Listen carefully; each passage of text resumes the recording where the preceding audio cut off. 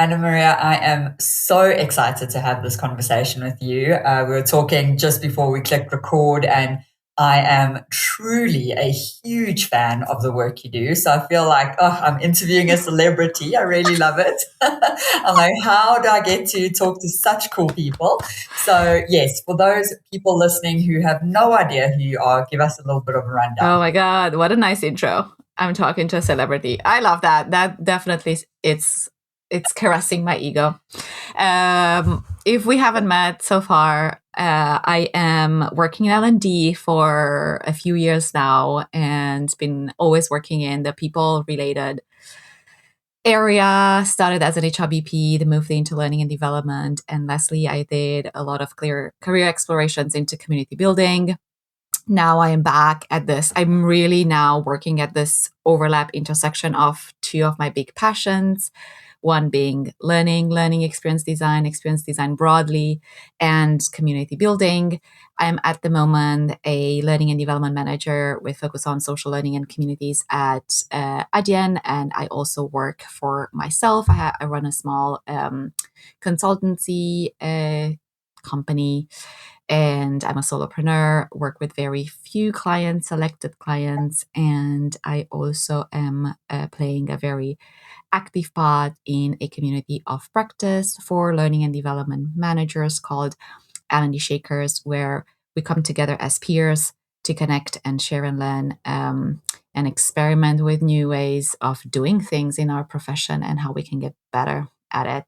So that's like maybe the main things that keep me busy at the moment. That is a lot on your plate. And that's where I came across you doing the L&D Shakers, and we need it so much. So I know I'm going to take a little bit of a detour here, but I posted yesterday on a struggle I was having, and it's the post in my life that has got the most engagement and the most comments and everything. So what you're doing is so needed. Like, let's just say that out loud. It is so needed and so great. So yeah. All right. Now, as always, my favorite part of the podcast. Let's go back in time. Young you, what was your first job? I always like to say, you probably euros, right? What was that first euro you ever earned? So I'm Romanian, and so I earned my first Romanian leu because we don't have euros yet.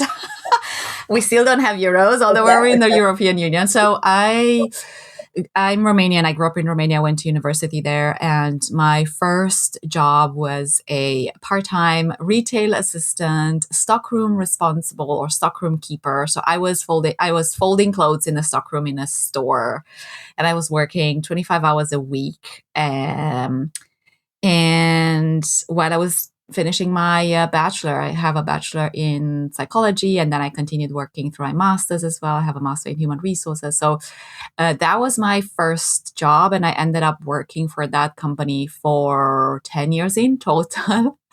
And did a lot of pivots with them and growth and moving countries and jumping roles and doing all those fun things. But yeah, that was my first Romanian leu, the first monies that I made by myself. Wow. Okay, so this is very unique. I have not had a podcast guest that has worked in their first job for 10 years. So we have to dig into that. You started, obviously, You said folding clothes, packing shelves, I'm sure, making the shop look nice. What were some of the detours? And I suppose my real question is, what got you to stay there for so long, which is just incredible. So let me tell you a bit the jumps that I've done and then what kept me there. I started in the store, and it was meant to be an in-between thing. I think people that start in retail, very rarely unless they're very passionate about the fashion industry or the retail industry, they see it as an in-between, like you're passing through, you're earning some money alongside. That was definitely the case for me. So I was studying to work in human resources and to work in HR, and I said I needed money alongside that and supporting my parents. So I started in the store, in the stockroom. I was not a fashion person at all. That was not in my personality. I didn't have an interest in it, but I was a hard worker. And the first pivot I did, or the first change I did, was from the stockroom in the shop floor, as the role was called visual merchandising, which was interesting because I was the last person in the store that had any kind of fashion sense personally. I just learned it, I don't know, theoretically. So I was just able to do it really well without having that be a passion or something that is so inherently me. So I think the hard work brought me that role, and I ended up doing a lot of travel with them and opening different stores around the world and doing a lot of trainings and leaving the country for work for the first time was so exciting to actually go on a business trip. And we opened stores in Germany. I opened stores in Syria, in Damascus. I had like so many adventures, and that was really cool. But then I finished my studies and I really wanted to pivot into my field, into HR. So I did, that's a whole story altogether. I really wanted to leave Romania and go for an international experience. I struggled a lot back then to make the pivot from the benches of the university into the world of work. I interviewed a lot. There were always someone that had 8 months of experience more than you, someone that had started, and I was just fresh. And I really thought, how do I do this? Like, how do I break this? I don't want to be in the store forever. I have studied hard for this, and that's what I want to be doing. And I actually went on and found a loophole, I guess. And I can share more about that and how that went if that's of interest. But anyway, I ended up leaving the retail role for a 1-year internship, or 2 internships of 6 months each, one after the other, in Germany. And I left with a student organization called ISEC back then. Both these internship roles were amazing. They were absolute dream opportunities. The first one was working in a small family organization, German, doing a lot of assessment center, development centers. So I get to see how you design one from scratch. And I even had the opportunity to go to clients and see how they've been running the development centers, specifically for leadership. And then I worked at PricewaterhouseCoopers as well for 6 months as an intern, overlooking their global internship program. So that was exciting. And then I was, okay, I'm now in the field. I'm in the industry. I have these experiences. I have these internships. What's next? I really wanted to stay in Germany back then. I wasn't able to find an opportunity. So I returned in Romania and ended up working as a recruiter for Bombardier. So I was recruiting engineers that were building trains in Germany and Switzerland.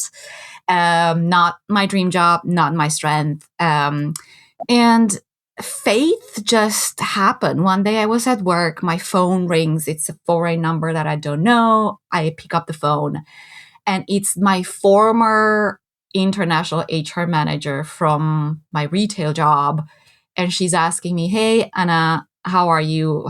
Where have you been? I know that you left the store back then to enter the world of HR. Where are you now? Have you done that? Like, what's happening? I might have an opportunity for you."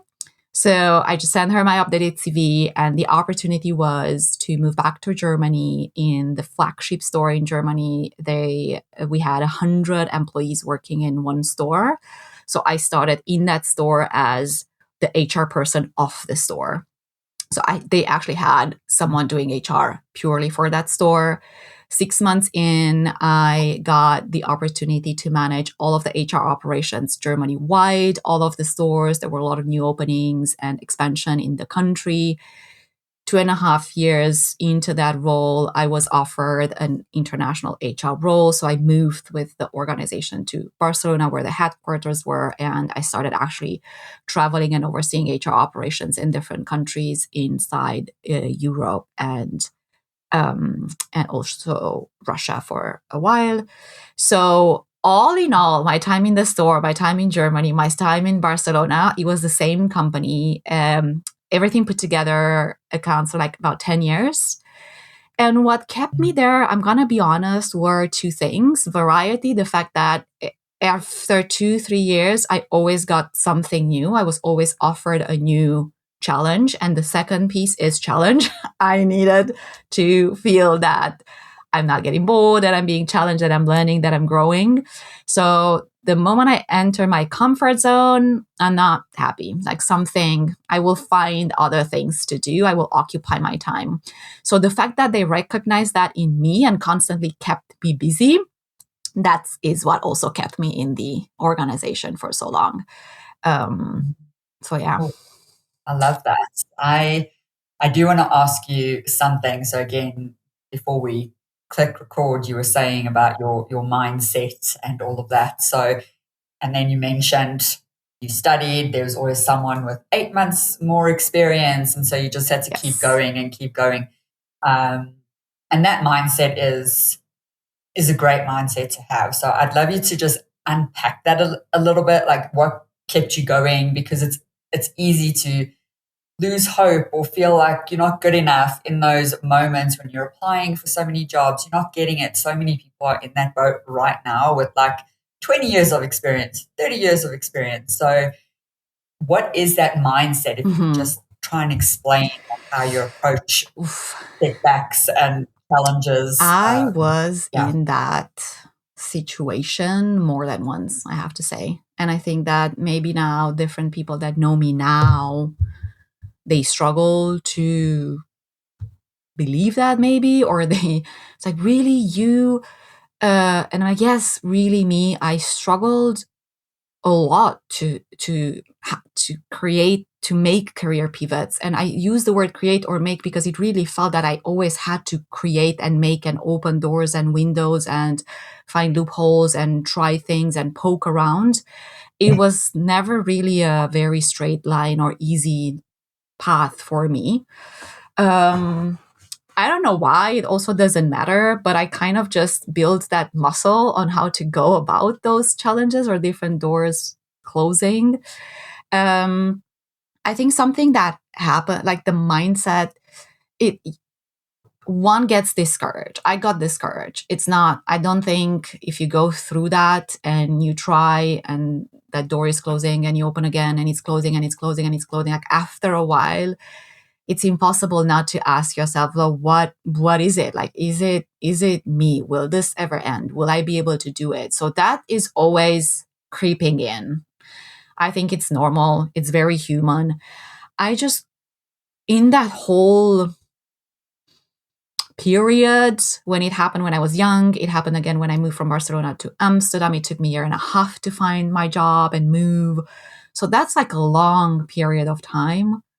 I just had very strong, like one or two, I had this one thing that I wanted to do. I think I just created clarity for myself and anchored inside that clarity. So I always knew, what do I want to get out of it? Which made it very easy when you know more or less the goal. So when I was in Romania and I was really young, I was 25 when I left for my internships, I thought, I want to go to Germany. I want a paid internship in HR, in that field of people. And that's it. So how am I going to do that? And then knowing that the goal that I had, I just went on and I kept on trying. As if this is not the way, I'm gonna keep going. I also at times took a step back. Like definitely for me, moving from being a recruiter back into a store, albeit it was an HR role into a store. For me, it could have very easily been like, oh no, you're going back into the store, the place where you wanted to leave, and you're back in retail and so on. But I really trusted that, oh, it feels like a step, and maybe is a step back now. I'm going from a desk office back into the store, into operations, into retail. It's hard work. But I'm gonna make it. Like I had no doubt, I think, in my mind that I will be able to do it and do it well. So it's a temporary step back, or it's a temporary sidestep. So if I were to pinpoint one thing that was helpful for me is knowing what I want. When I moved from Barcelona to Amsterdam, I had clarity that I don't want to work in a big org. I wanted to try a startup. And I wanted to be part of a smaller team, and I wanted to be in a startup because I wanted to see what it feels like to work with little guardrail and little approval chains where you can move a bit faster and nimbler and be a bit more creative in your role, where there are not so many like seals of approvals that you need. So I knew that. And I was like, it doesn't matter which startup, it doesn't matter where or how or who. So, and I went and I searched for that. Like my whole approach was geared at that. And it took a while, but it was just, I do not want to settle for anything else. Like that's what I'm just going to keep doing until I'm going to get there. So yeah, there was the clarity of the next step. And I was always anchoring in that when I felt like, it's just like, but that's where you want to go. So it's like, you're not there yet, but that's where you want to go. So the only option really is to keep on trying. Like you don't have any other option because you don't want to stay where you are right now. So the only other option is to keep going and not try to put to soul all of these feelings or these doubts or these questions that you have about yourself. And that was hard, but yeah. And one day you're struggling and then tomorrow you're waking up and you're like, okay, again, like we're back. Yes. There are 3 things you said that I want to highlight and go into. So the one is your clarity. And I love putting it in that frame because maybe you have a thing you're good at. And so you say, okay, I really love HR. Let me go into HR. But you dialed it in even more. You knew what experience you wanted to have. You knew how it wanted to shape you and all of that stuff. So that is a call out that I want to make. And we'll get into, how you even got to the clarity at 25 because that's young, right? But I actually also had that clarity of I need to be in learning and development when I was super young. I think I was like 22 or something when I decided this is my life. So that's a really big call out. Another call out that I want you to discuss a little bit more is that that step back or step sideways. So I did a very similar thing. I was in learning and development to get a promotion. They put me in HR. I really did not like HR, so I had to take a demotion to get back into learning and development. And luckily, they didn't cut my salary, but it was an ego bruise, let's say that. So talk to me about that and just what it takes, like having that clarity and then saying, okay, this is a sideways, maybe a downward step, but there's a bigger picture. So maybe start with clarity first, and then we talk about this sideways and so on, because I had plenty of those. I have a few other examples. The clarity, I don't know. I don't think it was necessarily L&D per se at that time, but so you need to imagine where I grew up in order to understand this. I grew up in a Romanian village, a very small, I don't know if there were 1,500 people. Were there 2,000? I don't know. It was a small Romanian village. We had a high school. So I actually went to high school in my village where I grew up. So I left my home very late. I went for university.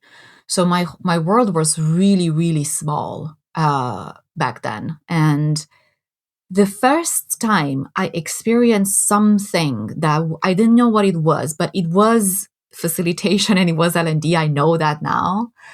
It was, I think I was on the 10th or 11th grade, and our school was part of a governmental project, educational project on career So there were different facilitators going through different schools around the country to host this, I think it was 2 days workshop with people that were in high school, toward the end of the high school, with a lot of reflection and games and activities to help us understand what strengths do we have and potentially what kind of career should we choose when we go into university. So I didn't knew what that was because that's not what school looked like for me back then. School looked like there's a teacher, there's a whiteboard, there's theory, and that's it. And here came these 2 women. It's interesting. I still see their faces. Like, it's ingrained in my memory. Here they came with scissors and colored paper and glue and balls and balloons and Play-Doh, and there were no theories and there were no slides, and we were just doing fun stuff. And then suddenly you had to present something and everyone was clapping. And I grew up with my colleagues my whole life. And in those 2 days, I've learned so much about these people that I basically grew up with that I did not knew. And it was all thanks to that environment that they created.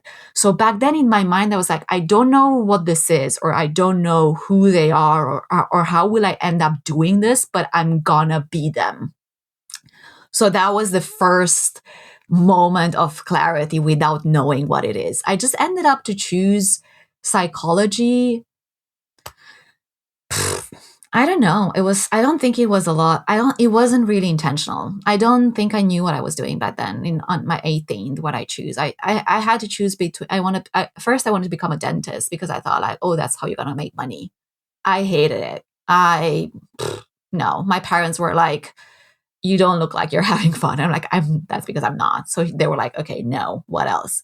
So I was like, journalism or psychology. I think conversations with my mom, she was like, I think you would like that more, but there was no reason. So anyway, and then I ended up studying that by accident.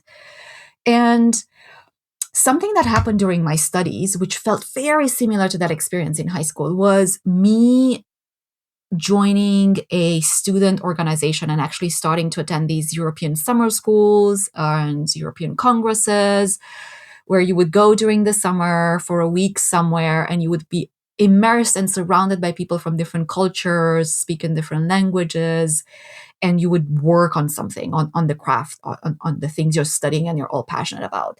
So I knew that I wanted to do something with training, facilitation, event, collective, something like collective experiences. And I knew that I wanted to be outside of Romania. Like I knew I wanted an international experience. I learned it the first time I left for a summer school. I was so stressed. I never had English in school. My English, I never took a formal English class in my life. My English comes from television and reading books in English. So I went, I'm going now here, and what if I don't understand what they're asking me? What if I'm unable to talk back? And I went there, and not only I understood what they were asking me, I was able to talk back. I was able to participate in a conversation with people coming from prestigious European universities. So for me, that was an incredible boost in confidence because I was like, wow, I am capable. I'm able to do these things, and I am equally smart. No, it doesn't matter if I grew up in a small Romanian village no one will ever know about, to feel like I belong on those tables and I have value to add and I can say something and people are like nodding and, that felt amazing. So for me, I was like, I'm going to do something with groups. And so that was my anchor. That was the clarity. And I think as I kept doing things, just small little bits and pieces just kept on confirming that. I take a class here, I meet some people there. So it's like, that's the thing. So it will be HR, it will be something with people, it will be an international experience. So that's where that clarity came. And later in life, I think it just came with, I like this, I don't like this. This drains me, this gives me energy. Like very simple, very basic. Being in awareness of how I live my life and just deciding not like that, like this. discarding and keeping things. And the sideways and the I never really, I do have an ego. I'm not gonna, we all have an ego. I know that. I have a big, healthy, fat ego too.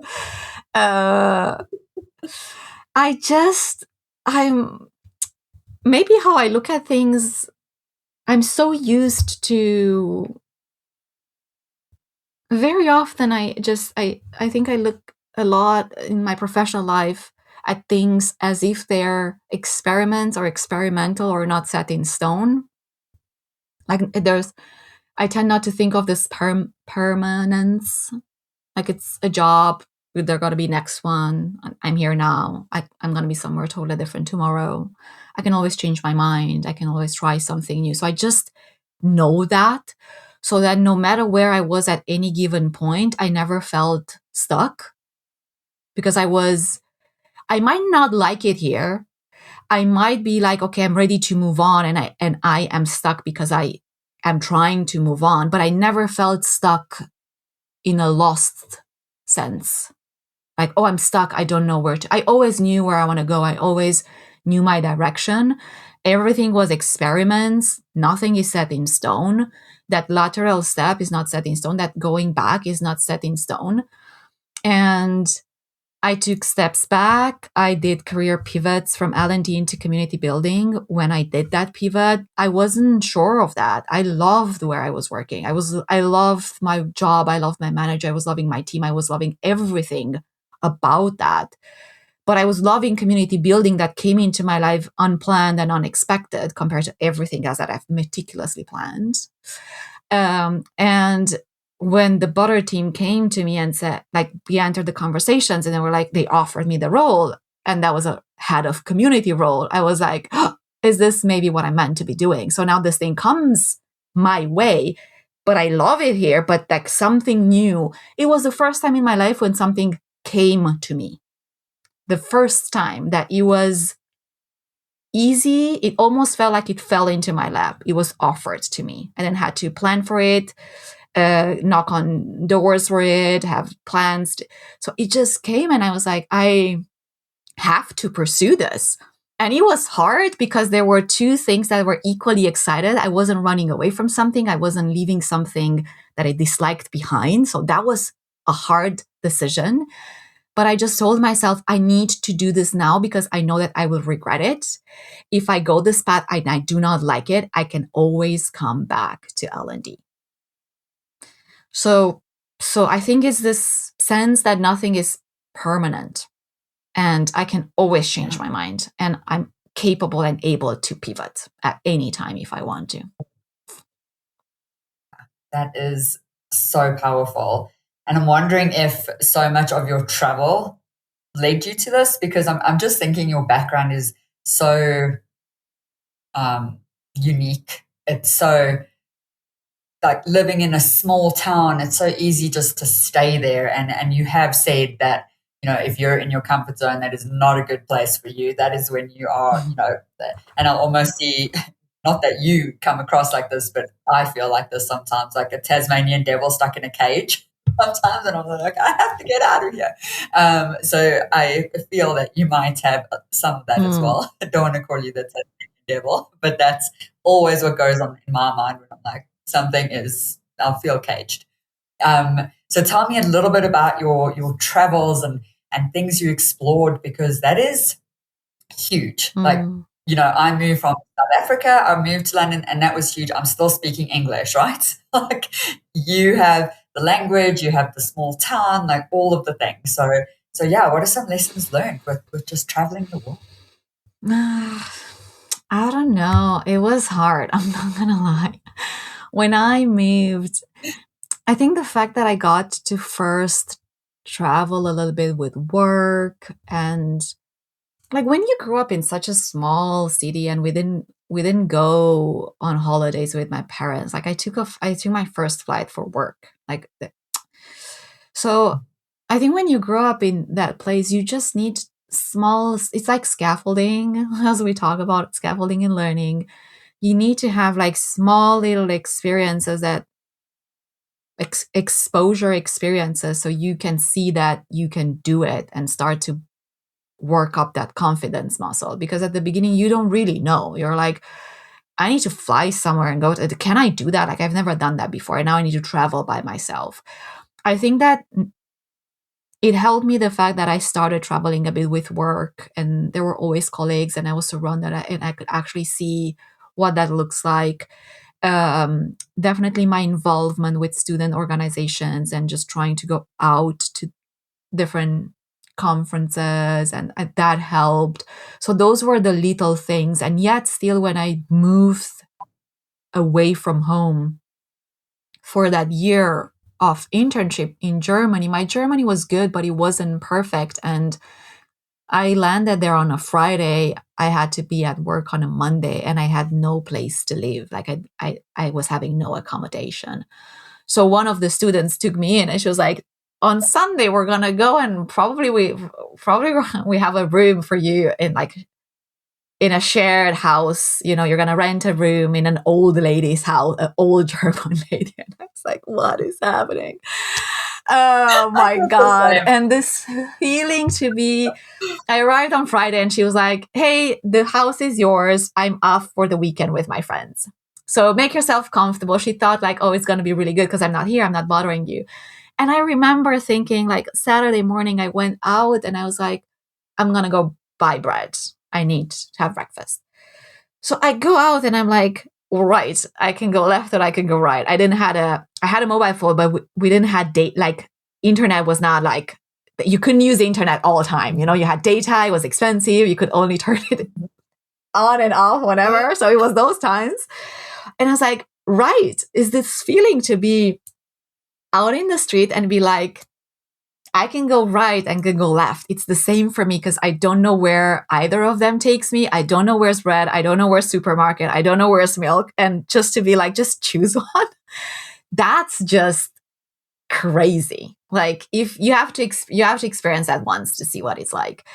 And then I don't know, I cried, I stressed, I wanted my mom, I wanted to go back. I had all the feelings and all the emotions, and it was hard, but then I wiped up my tears and I was like, okay, I'm here for a reason. I'm here for the experience. No one said it's going to be easy. It is hard, but tomorrow's going to be easier. And tomorrow was easier, and then easier and easier and easier. And then I traveled a lot.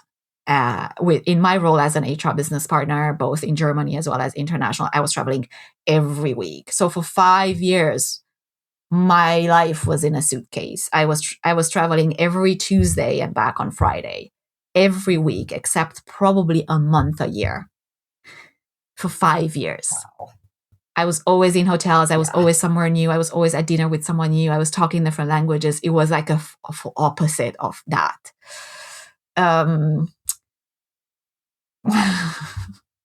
And that was also that tough. Is such a good example of building confidence by doing things. So many people I speak with are like, okay, I'm going to do the thing as soon as I feel confident. But actually, you need to take the action to build the confidence. And this is the best example ever. So thank you for sharing that. That is super cool. Okay, so let's fast forward a little bit because I can't believe how much time has passed. I feel again I could just speak to you forever.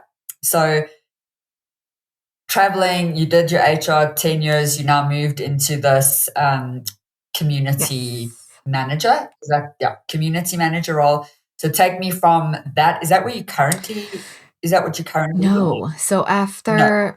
Okay, so take me from there to now. Let's.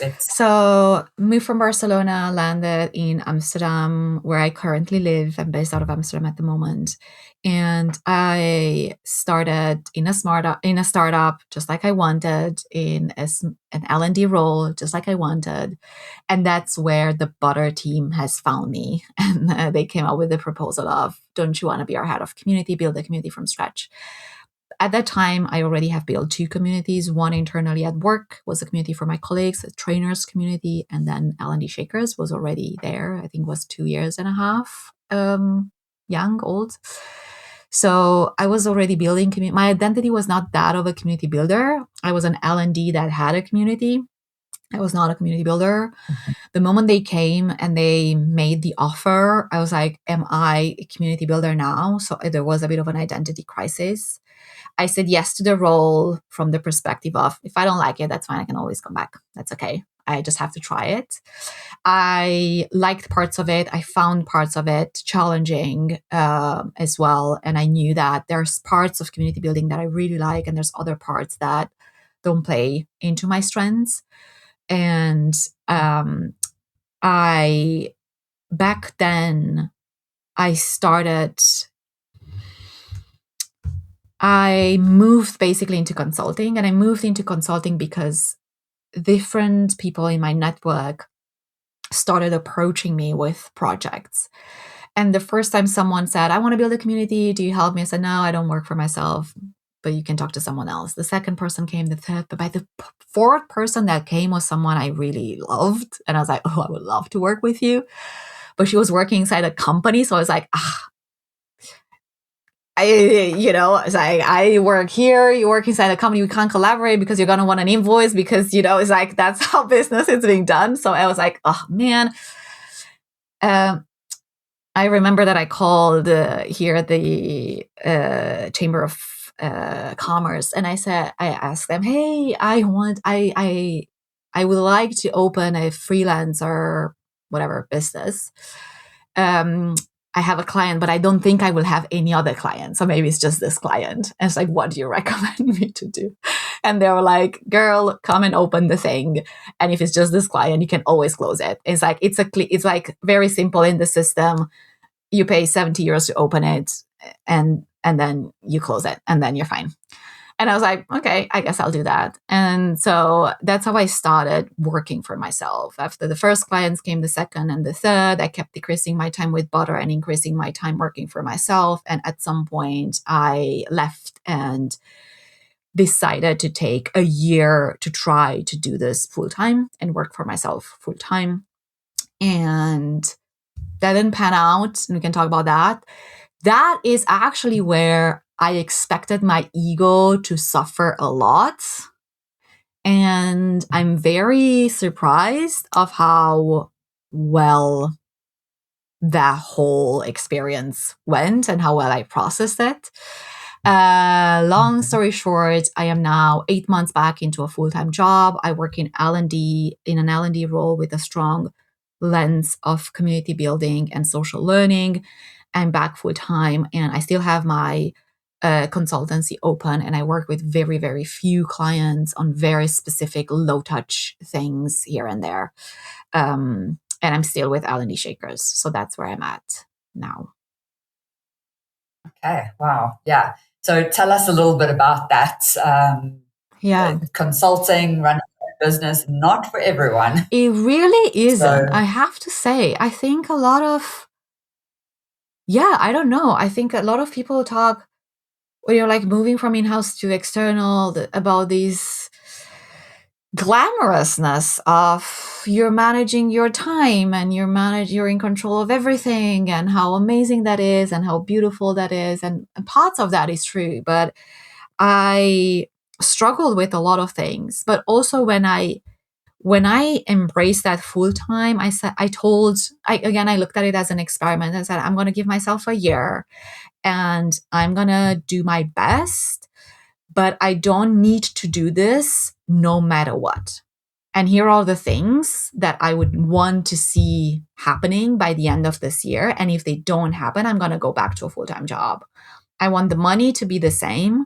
I don't want to be overwhelmed. I would like to put more balance into my life. I want to like the work I'm doing and when I sit at my laptop every day. So very basic things. And not everything was there at the end of the year where I draw the line. And I was like, I don't actually have to do this. I know that I could have very easily go into, what would people say? And I had a lot of conversation. And actually people still now, they ask me, what does it feel like to go back? It's like, it feels amazing. I'm going to be honest. I love it. So it was, I think back then you start something and it's your own. So you're like, is this a failure? Am I a failure? Have I failed? What does this say about me? Am I not good enough? Why hasn't it worked? I'm gonna have to make it work no matter what, because this is now me and this is now mine. And I'm like, I could see how I could have felt that. That is me, that could have been me as an ambitious person, but I just did not feel that. And I'm so incredibly grateful and proud of the grace that I offered myself through that process, to be like, it's okay. And I really think that I like this, I don't like this, I want to keep this. I really feel that for me, this hybrid of, there's a pillar of stability and there's a pillar of variety that I can go out there and do things. I really think that that's where I thrive. Too much stability, too much monotony, I dislike. Too much variety and this world is your oyster and no anchor, I can't cope. I'm not functioning at my best. So I discovered through all of these backs and forwards, actually the model that works best for me right now. You never know what will change. So I really and I was obviously, I'm 39 now, so I was older. I wasn't in my 20s anymore. And I really felt like, gosh, this is what growing up feels like. This at peace with your decision. This, I don't need to explain it to anyone else. It doesn't have to make sense to anyone else. Does it feel good for me to make this step? It does. Then go. Like, that's all you need. Nothing else matters.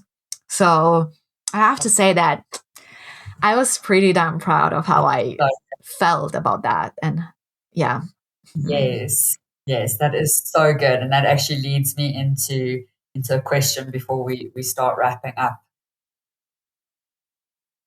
So in hindsight, if someone is in this decision making, they're not sure, you've found this balance, what advice would you give to them if they in the sort of decision, the fatigue, if I do this thing, I'm going to look like a loser. Everyone's going to judge me. What would you say to that person making those career pivots, no matter what it is, consulting, a new role, it doesn't matter, but in this career pivot moment? I think it's good to stop for a little bit, like really take a pause, and whatever that you were trying to do, just stop for a moment and give yourself a time. I'm going to stop for a week and not put action into it. Or I'm going to stop for 2 weeks and not put action into it and go into reflection mode.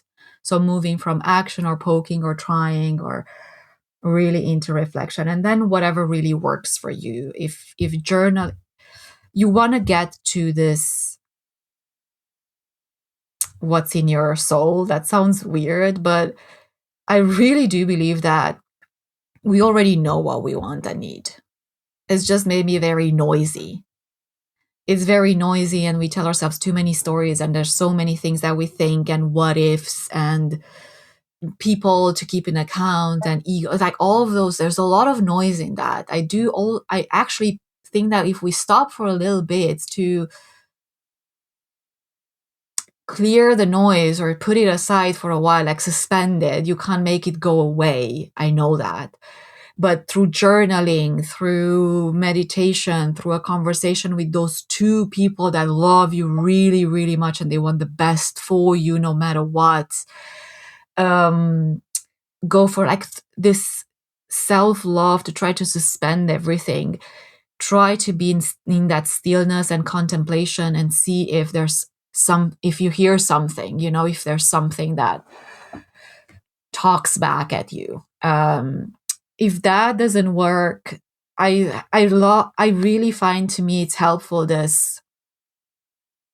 what do I like and what do I don't like as bluntly as that. What gives me energy, what drains energy. because I sometimes was tempted to say yes to things, clients, opportunities, because of different things. And sometimes you have to. Sometimes you're like, I need the money. I'm going to work with this client, although there's not a vibe, right? It's okay to do that at times if you're in awareness of that and you're like, I'm going to do this once and then that's it. But I feel that maybe for certain people, there's this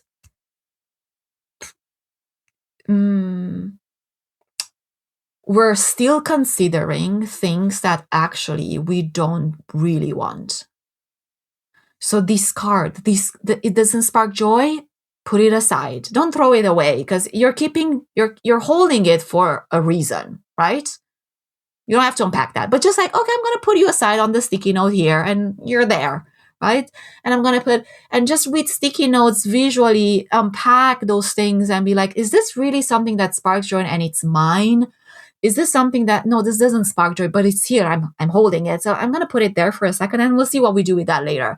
And as you keep unpacking, hopefully there's some source of like your own truth or your own the thing that gives you energy at the moment. And that's the thing that I then intentionally go pursuing. Yeah, it's so good. That is so good.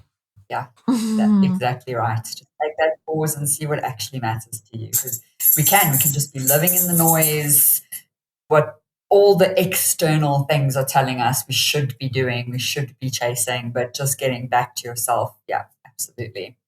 All right, let me ask you the final question we ask all guests at the end of the episode. If you had to go back to young you, no matter what age that is, what would you thank yourself for doing then that really got you to who you are today and where you are today? Whee! That's a very good one.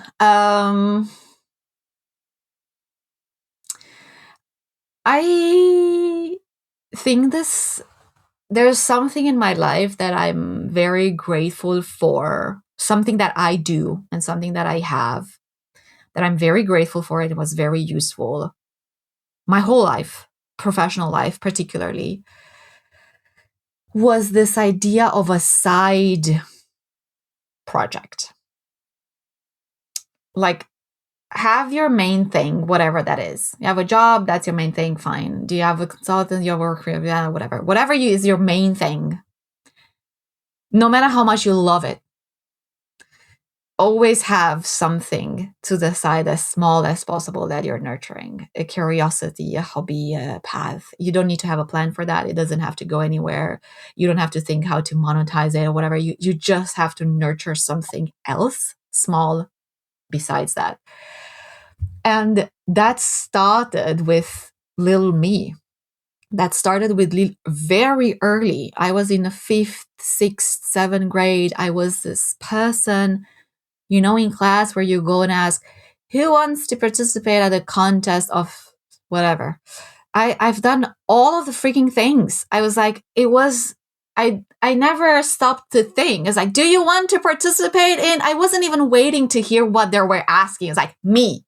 I want to participate. I want to be there. I want to try. I want to give it a go. So I did so many things. I didn't like all of them, but I always had something that I was pursuing alongside school, then alongside university, then alongside job. And right now I'm constantly just nurturing a little thing. And if I look back, many of those little things ended up turning into big things or ended up opening surprising, amazing, beautiful opportunities and doors for me that I could have never dreamed of. And it wasn't thanks to the big thing. It was thanks to the little thing that I was nurturing. So whatever you have to do, I would actually thank myself for being like that. I don't think I think that's me. Crazy. I think, but I'm like, gosh, I think I've learned that from little me. And I kept going. Oh, I love that. Yeah, I love that so much. That is very cool. All right. Last thing we ask, we know contact you on LinkedIn. We'll have, of course, all the links to contact you. But I like to ask, who should contact you? Why should they contact you? Yes. Reach out if you are someone that plays things, experiments at these intersection of overlap of collective experiences, collective learning experiences. I like to geek out about community building. I like to geek out about experience design. I am personally very interested into immersive art and how we bring art into learning and that overlap. So if you're geeking out or exploring things in that area, reach out and let's have a coffee. That is awesome. Thank you so much. Thank you. This was really cool. I appreciate you. It was my absolute pleasure getting to know you and learning so much about your story. Thank you.